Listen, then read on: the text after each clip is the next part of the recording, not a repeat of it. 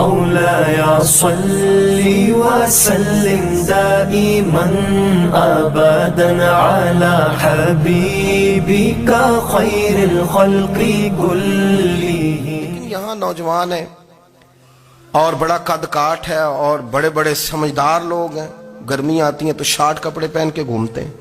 ان کو خیال نہیں کہ یہ وہ والا لباس ہے جو باہر تو کیا گھر میں اماں کے سامنے نہیں پہننا چاہیے، بہنوں اور بیٹیوں کے سامنے نہیں پہننا چاہیے.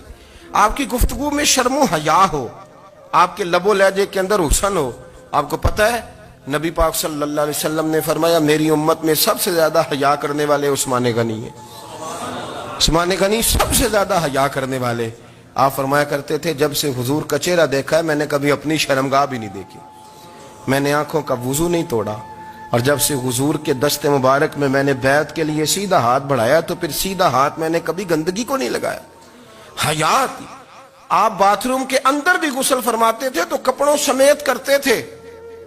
کسی نے کہا حضرت جی واش روم کے اندر کیوں نہیں کپڑے اتارتے؟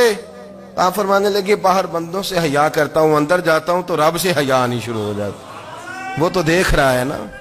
تو میں جو بات آپ کی خدمت میں عرض کرنا چاہتا ہوں اس کو آپ سمجھیے گا میرے عزیز، کہ شرم والا مزاج، گفتگو بھی شرم والی، آنکھیں بھی شرم والی، لباس بھی شرم والا، دوستی یاری بھی شرم والی، بہت ساری ایسی باتیں. دیکھیں نا آپ ذرا، میں نے کہا کہ باتوں کو سن کے گزر نہ جایا کریں، اس کی گہرائی پر غور کریں.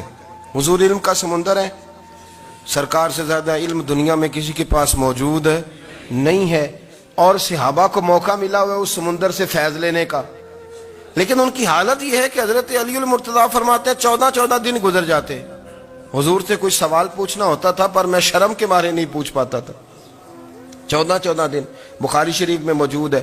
ایک دن نبی پاک صلی اللہ علیہ وسلم نے پوچھا صحابہ سے کہ وہ کون سا درخت ہے جس کے پتے نہیں گرتے، اور وہ درخت اس طرح ہے جس طرح مومن ہوتا ہے، وہ درخت میرے مومن کی طرح بتاؤ. حضرت عبداللہ ابن عمر فرماتے مجھے پتا تھا کہ وہ کھجور کا درخت ہے، لیکن چونکہ ابو بکر صدیق بھی بیٹھے ہیں، عمر فاروق بھی بیٹھے ہیں، مولا علی بھی بیٹھے ہیں، عثمان غنی بھی بیٹھے ہیں، اتنے جید لوگ بیٹھے ہیں، تو مجھے حیا آتی تھی کہ میں کیوں جواب دوں. کہتے سرکار نے کئی دفعہ پوچھا، لوگوں نے کئی اور درخت بتائے، پر فرمایا تمہارا جواب درست نہیں ہے. آپ حیا کے اس پہلو پر غور کریں کہ سوال کا جواب آتا ہے. سوال کا جواب یعنی مجھے سوال کا جواب آتا ہو پھر میں دوں نہ، مجھے بدعزمی نہ ہو جائے گی. یہ کیسے ممکن ہے کہ میری رات گزر جائے، مجھے پتا بھی تھا اور میں نے بتایا نہیں. بہت سارے لوگ آ کے بہت ساری باتیں بتاتے ہیں، بہت ساری باتیں وہ سمجھاتے ہیں، تو ہم غور سے ان کا چہرہ دیکھنے لگ جاتے ہیں، کہتے ہیں یار اس کا تو دعویٰ تھا کہ میں سمجھنے آتا ہوں، تو یہ تو ہمیں سمجھا رہا ہے. چلو الحمدللہ ہم سمجھنے کو تیار ہیں. لیکن میرے عزیز پتہ بھی ہے جواب کا، علم بھی ہے، لیکن فرماتے ہیں میری حیا نے مجھے اجازت نہ دی کہ میں جواب دوں. آپ فرماتے ہیں پھر حضور سے صحابہ نے عرض کی کہ یا رسول اللہ آپ ہی بتا دیں وہ درخت کون سا ہے. تو حضور نے فرمایا بھئی وہ کھجور کا درخت ہے.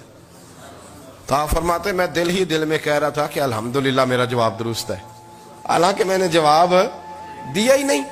تو لفظوں میں حیا، جملوں میں حیا، آنکھوں میں حیا، اٹھنے میں حیا، بیٹھنے میں حیا، چلنے میں حیا ایک خوبصورت حسن ہے. اور نبی پاک صلی اللہ علیہ وسلم نے فرمایا جب تو بے حیا ہو جائے نا پھر تو آزاد ہے، پھر تو جو مرضی کا